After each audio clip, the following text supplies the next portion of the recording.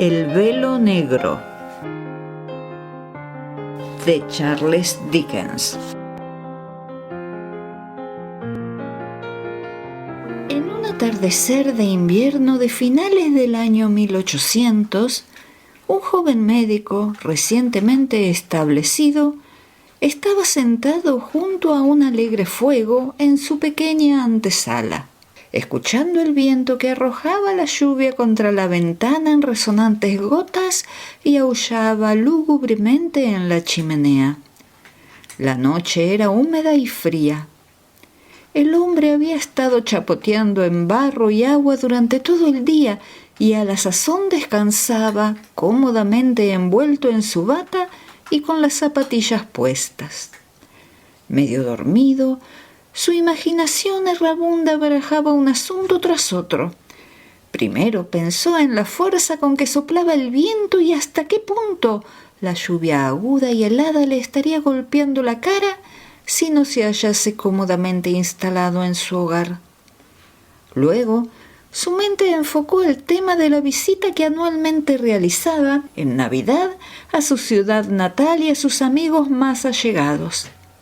Consideró cuánto les hubiera gustado a todos verlo y cuán feliz habría sido Rosa si le hubiese podido decir que al fin había encontrado un cliente y que esperaba tener otros. Y además que regresaría al cabo de poco tiempo para casarse con ella y llevarla a casa, donde le alegraría sus solitarias veladas junto al fuego y le estimularía para realizar nuevos esfuerzos. Empezó a reflexionar sobre cuándo aparecería su primer cliente o si estaba destinado, por especial voluntad de la providencia, a no tener ninguno. Después volvió a pensar en Rosa y se quedó dormido. En sueños oyó su voz dulce y alegre y sintió que una mano suave y menuda se posaba sobre su hombro. Había una mano sobre su hombro, pero no era suave ni menuda, sino que pertenecía a un muchacho robusto y de cabeza redonda que por un chelín semanal y la comida se ocupaba en llevar medicinas y recados dentro del radio de la parroquia. Cuando no había pedidos de medicinas ni mensajes que llevar, invertía sus horas libres, que eran unas 14 diarias por término medio, en masticar pastillas de menta, comer un poco de carne e irse a dormir. «Una dama, señor, una dama», murmuró el muchacho despertando a su amo con una sacudida. «¿Una dama?», gritó nuestro amigo despabilándose, dudando de que su sueño fuese irreal y con la secreta esperanza de que la mujer aludida resultase Rosa en persona. «¿Qué dama? ¿Dónde está?» «Ahí, señor», contestó el muchacho señalando hacia la puerta de cristales que conducía al consultorio.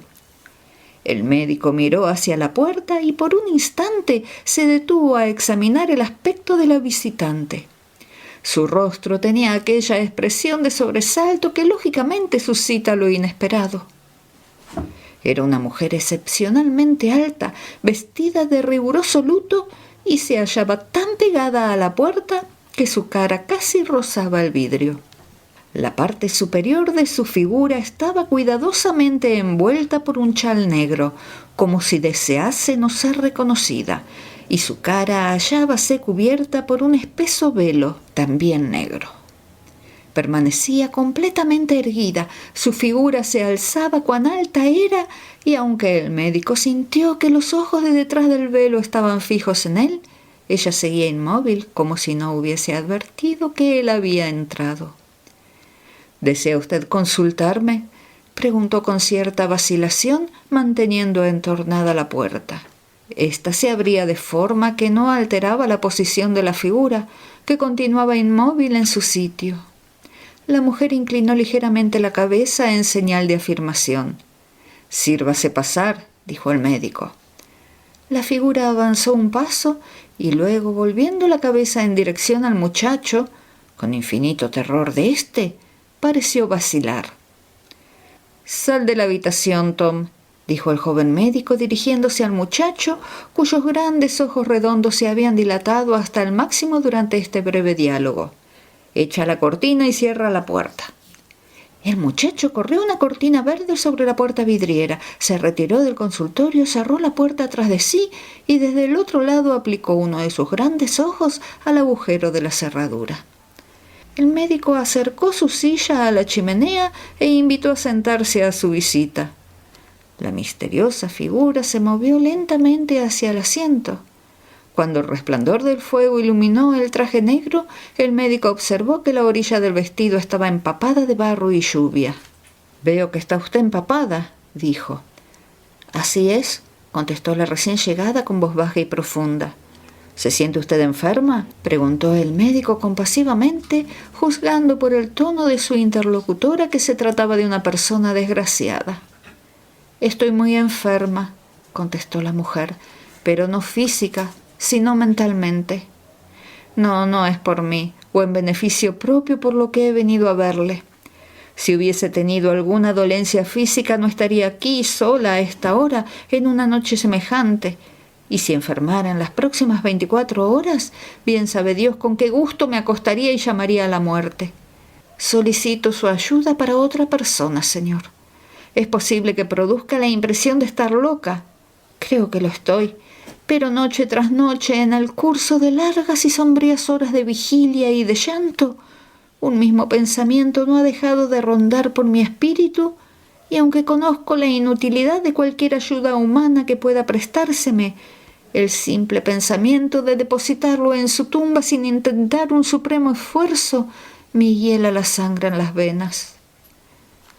El bien aprendido arte del médico no hubiera podido producir un estremecimiento semejante al que recorrió todo el cuerpo de la que hablaba.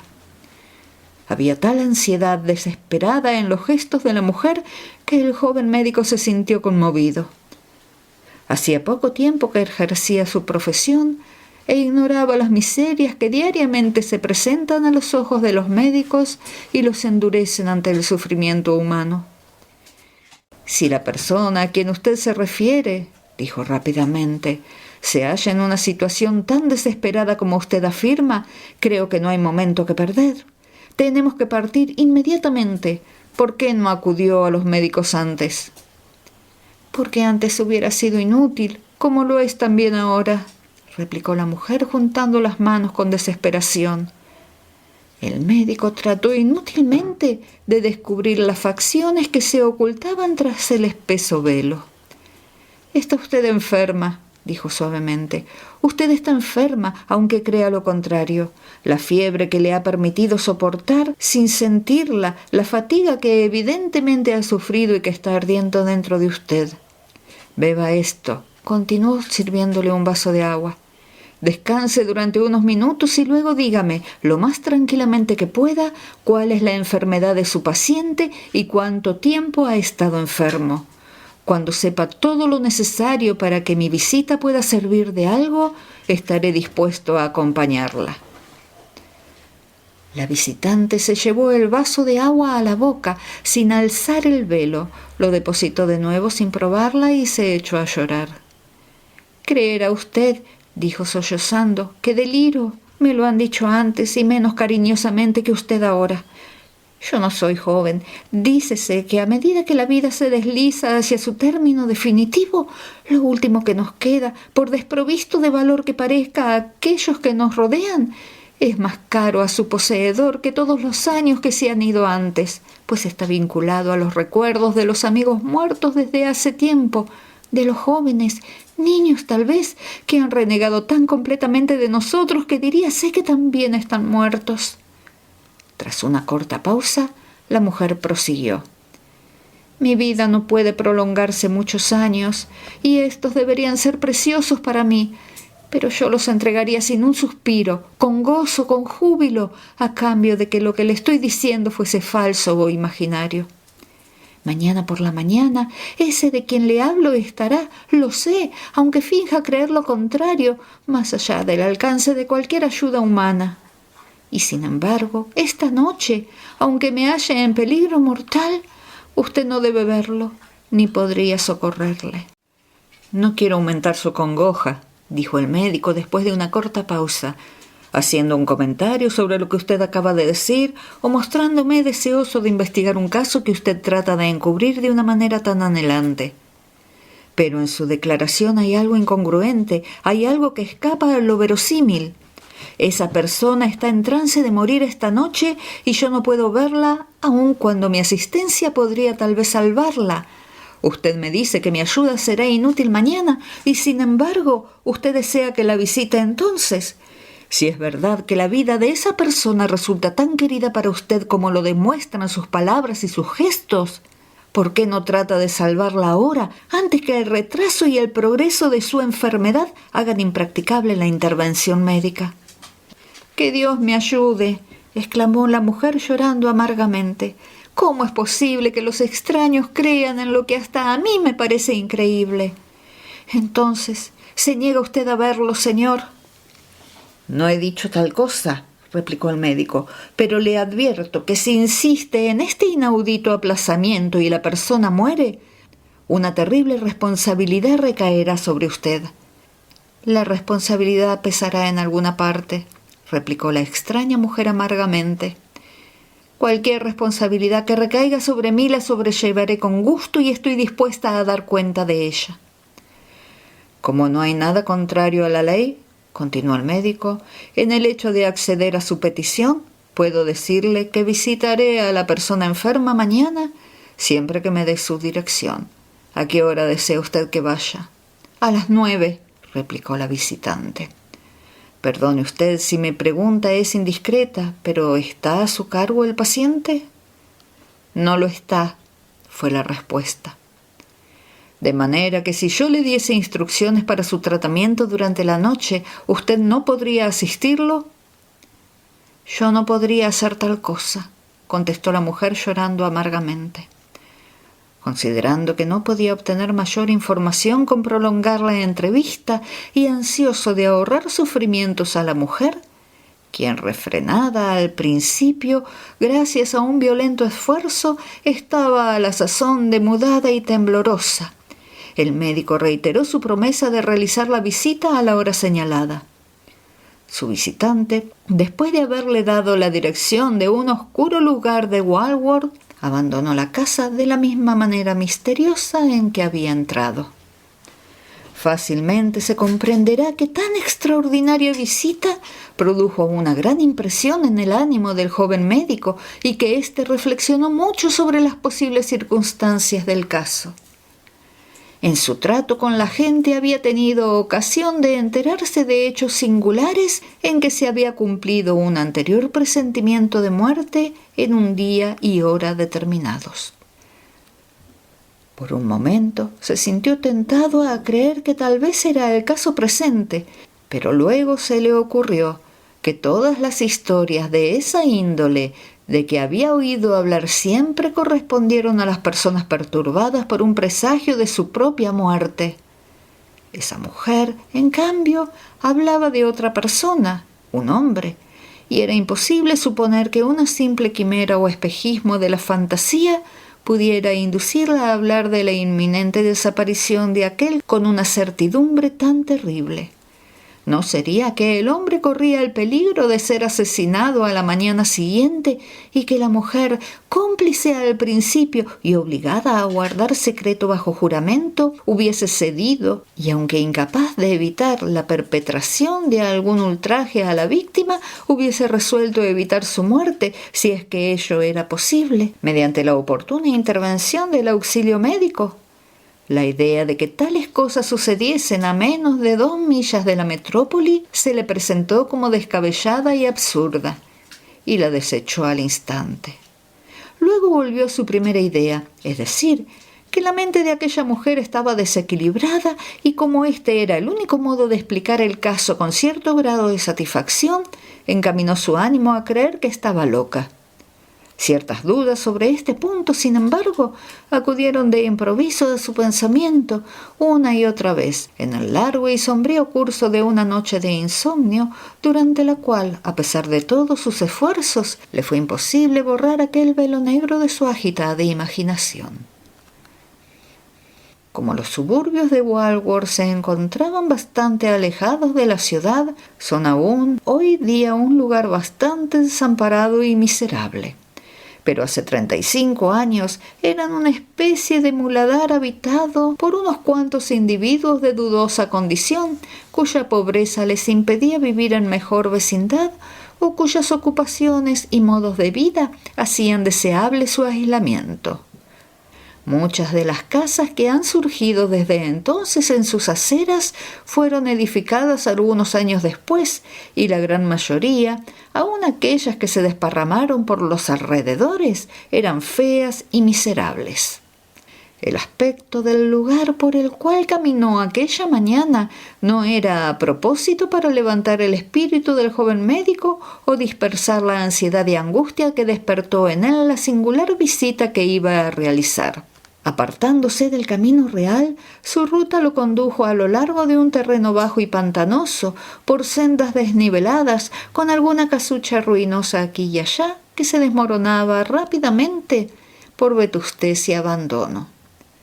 Un árbol achaparrado, un pozo de agua estancada, ligeramente agitada por la lluvia de la noche anterior, bordeaban ocasionalmente el sendero, y de vez en cuando un miserable jardín con unas cuantas tablas viejas reunidas para formar una glorieta y una vieja barda mal remendada, con estacas robadas a los cercos vecinos, daban inmediato testimonio de la pobreza de los habitantes y de los pocos escrúpulos que experimentaban ante la propiedad ajena.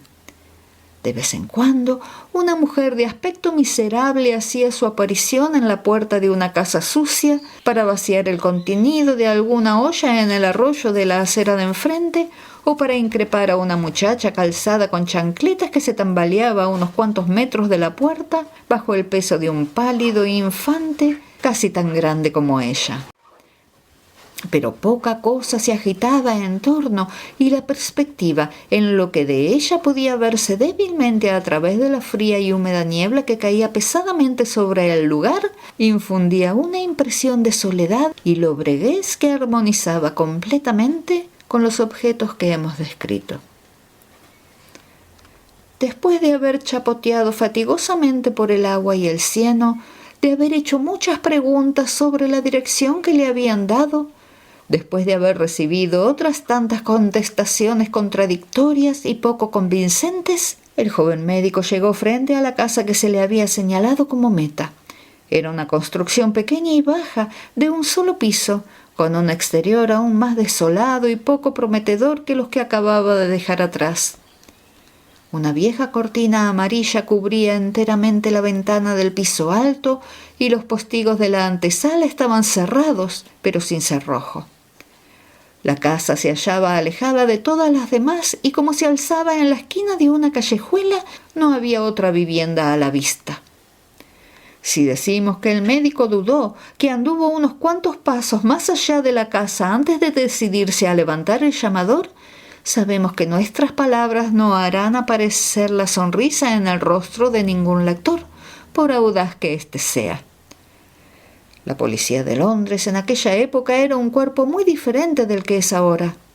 La situación aislada de los suburbios, cuando la fiebre de la edificación y el afán de mejoramiento aún no habían empezado a unirlos con el cuerpo principal de la ciudad y sus alrededores, hacía que muchos de ellos, y este en particular, fuesen el refugio de los peores y más perversos sujetos. A la sazón, hasta las calles más alegres de Londres estaban mal alumbradas, y lugares como este quedaban completamente a merced de la luna y de las estrellas. Las probabilidades de descubrir sujetos peligrosos o de rastrearlos hasta sus guaridas quedaban reducidas así a un corto número, y naturalmente sus atentados aumentaron en audacia a medida que la experiencia diaria afianzaba en ellos la conciencia de una impunidad relativamente grande. Además, debe recordarse que el joven había pasado algún tiempo en los hospitales públicos de la ciudad, y aunque ni Barker ni Bishop habían adquirido todavía su horrible notoriedad, la propia observación de los hechos les indicó seguramente con cuánta facilidad pudieron cometerse las atrocidades que desde entonces llevaron el nombre del primero. Fuese por esto o bien por la reflexión, el caso es que él vaciló. Pero siendo como era un hombre animoso y de gran valor personal, su vacilación solo duró unos instantes. Volviendo con rapidez sobre sus pasos, llamó suavemente a la puerta. Oyóse un bisbeo apagado, como si alguien al final del pasillo estuviese conversando cautelosamente con otra persona en el rellano de arriba. Acercóse luego el ruido de un par de pesadas botas sobre el piso. La cadena de la puerta fue apartada suavemente. Abrióse ésta y un hombre alto, de mala catadura, pelo negro y un rostro, como declaró después el médico, tan pálido y desencajado como el de cualquiera de los muertos que había visto, apareció en el umbral. «Entre, señor», dijo en voz baja. El médico obedeció y el hombre, después de haber asegurado nuevamente la puerta con la cadena, le condujo a una pequeña salita de recibo que se hallaba en el extremo del pasillo. «¿Llego a tiempo?» «Demasiado pronto», contestó el hombre. El médico volvióse rápidamente, con un gesto de asombro y de alarma que no pudo reprimir. «Si quiere usted pasar por aquí, señor», dijo el hombre, que evidentemente había advertido el gesto. «Pase por aquí, no tardaré ni 5 minutos, se lo aseguro». El médico entró en el cuarto sin vacilar. El hombre cerró la puerta y lo dejó solo. Era un pequeño y frío cuarto que no tenía más muebles que 2 sillas de pino y una mesa de la misma madera. Un poco de fuego ardía en la chimenea del hogar, sin la menor pantalla de protección, y aunque era poco lo que calentaba, al menos disolvía la humedad de la estancia, por cuyas paredes se escurría una insalubre acuosidad como el rastro de enormes babosas. La ventana, que estaba rota y emparchada en muchas partes, parecía una pequeña parcela del terreno casi cubierta enteramente por el agua. En la casa reinaba un completo silencio. El joven médico se sentó junto a la chimenea y esperó el resultado de su primera visita profesional. Algunos minutos después, oyó el ruido de un coche que se aproximaba. Se puso en pie. La puerta de la calle se abrió y un ruido de pasos cautelosos en el corredor y en la escalera, como si 2 o 3 hombres estuviesen ocupados en llevar algún cuerpo pesado a la habitación del piso alto. El crujido de los peldaños pocos segundos después anunció que los recién llegados, habiendo terminado la tarea que fuese, salían de la casa. La puerta volvió a cerrarse y reinó de nuevo el más absoluto silencio. Pasados 5 minutos, cuando el médico se decidía a explorar la casa en busca de alguien que pudiese decirle en qué consistía su cometido, abrióse la puerta del cuarto y su visitante de la noche anterior, vestida exactamente de la misma manera y cubierto el rostro por el mismo velo, le indicó que pasara adelante. La singular altura de su cuerpo, añadida a la circunstancia de que no hablaba, hizo que por un instante cruzase por la mente del joven la idea de que bien podría ser un hombre disfrazado de mujer. Los sollozos histéricos que surgían a través del velo y la convulsa actitud de pesadumbre de aquella figura denunciaron al punto lo absurdo de la suposición. El médico la siguió con presteza. La mujer le guió escaleras arriba hasta el cuarto de la parte delantera de la casa y se detuvo en la puerta para dejar que él entrase. El cuarto estaba escasamente amueblado. Solo había en él una vieja arca de pino, algunas sillas y un catre sin colgaduras ni travesaños, cubierto por una manta remendada. La escasa luz que penetraba a través de la cortina que él había visto desde la calle hacía que fuese más vago el contorno de la habitación y comunicaba a todos ellos tan informe tonalidad que el joven no se dio cuenta de la verdadera naturaleza de lo que tenía ante sus ojos hasta que la mujer frenéticamente se le adelantó y se arrodilló junto al lecho. Tendida en la cama, rígida e inmóvil, prietamente envuelta con un lienzo y cubierta con sábanas, yacía una forma humana. La cabeza y la cara, que eran las de un hombre, estaban descubiertas, salvo un vendaje que le envolvía la cabeza y el cuello. El brazo izquierdo se atravesaba pesadamente en la cama y la mujer sostenía la mano inerte. Con dulzura, el médico hizo a un lado a la mujer y tomó aquella mano. «¡Dios mío!», exclamó, «este hombre está muerto». La mujer se puso en pie y juntó las manos. «Oh, no diga eso, señor», exclamó la mujer en un arranque de pasión que llegaba casi al frenesí. «Oh, no diga eso, no puedo soportarlo. Hubo hombres que resucitaron, a pesar de que la gente ignorante les dio por muertos, y otros que se hubieran salvado si se hubiese acudido a tiempo. No le deje tendido aquí, señor, sin hacer un esfuerzo para salvarlo. Tal vez está muriendo en este instante. Inténtelo, señor. Hágalo, por amor de Dios». Mientras hablaba, la mujer tocó primero la frente y luego el pecho de la figura inmóvil. Luego golpeó frenéticamente las manos frías que cuando las soltó cayeron de nuevo mecánica y pesadamente sobre la manta. «No hay remedio, mi buena señora», dijo el médico en tono tranquilo, retirando su mano del pecho del hombre. «Sosiéguese, descorra la cortina». «¿Qué dice usted?», preguntó la mujer sorprendida. «Descorra la cortina», repitió el médico sobresaltado. «Yo oscurecí el cuarto a propósito», dijo la mujer interponiéndose cuando él se levantó para descorrerla. «Oh, señor, tenga piedad de mí. Y si no hay remedio, si él está verdaderamente muerto, no le exponga a otros ojos que no sean los míos». «Este hombre no murió de muerte natural», dijo el médico. «Tengo que ver el cuerpo». Tan rápidamente que la mujer apenas pudo notar que el médico se había deslizado a su vera, éste descorrió la cortina y volvió junto al lecho. «Aquí ha habido violencia», dijo señalando el cuerpo y mirando fijamente a la cara cuyo velo había sido levantado por primera vez. En la excitación ocurrida un minuto antes, la mujer se había quitado la toca y el velo y a la sazón hallábase erguida con los ojos fijos en él. Sus facciones eran las de una mujer de 50 años que en otros tiempos había sido bella. El dolor y el llanto habían dejado sus huellas en aquel rostro mortalmente pálido, pero no lo habían marchitado del todo. Su boca estaba contraída nerviosamente y el intenso fulgor que brillaba en sus ojos indicaba muy a las claras que sus fuerzas físicas y mentales estaban casi desmoronándose bajo el peso de los sufrimientos. «Ha habido violencia aquí», dijo el médico disimulando su mirada escrutadora. «Sí, tiene usted razón», replicó la mujer. «Este hombre ha sido asesinado». «Pongo a Dios por testigo de que lo ha sido», dijo la mujer apasionadamente. «¿Por quién?», preguntó el médico tomando a la mujer por el brazo.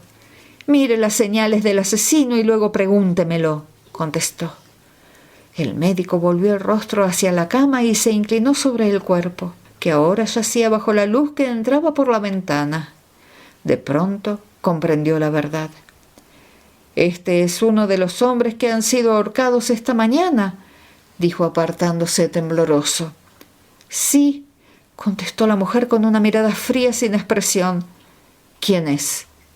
«Mi hijo», dijo la mujer y cayó al suelo desvanecida. Era verdad. Un compañero suyo, tan culpable como él, había sido puesto en libertad, pero ese hombre había pagado con la muerte, había sido ejecutado. Contar las circunstancias del hecho ahora distante resultaría innecesario y podría apenar a personas que todavía viven. La madre era una viuda sin amigos ni dinero que se había privado de lo más necesario para dárselo a su hijo enfermo. Y este muchacho, sin tener en cuenta los ruegos maternos e indiferente a los sufrimientos que ella había soportado por él, incesante ansiedad de espíritu y voluntaria extenuación del cuerpo, se había precipitado a una existencia de disipación y de crimen. Y el resultado había sido su muerte a manos del verdugo y la vergüenza e incurable locura de su madre. Durante muchos años después de este suceso, cuando requerimientos provechosos y complicados hubieran hecho olvidar en otros hombres a tan desvalido ser, se vio al joven médico visitar diariamente a la inofensiva loca, cuidarla cariñosamente, aliviar el rigor de su condición con donaciones de dinero otorgadas con mano pródiga para subvenir a su comodidad y mantenimiento.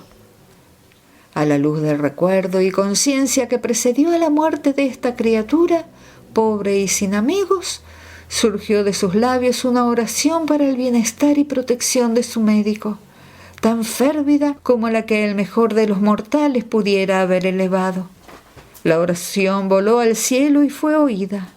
La bendición influyó para que se le reconociese en una porción de 1000 por 1 todo lo que había hecho. Pero entre todos los honores de rango y posición que desde entonces se han acumulado sobre su persona y que también se ha ganado, este hombre no guarda en su corazón un recuerdo más fortalecedor que el que está vinculado al velo negro.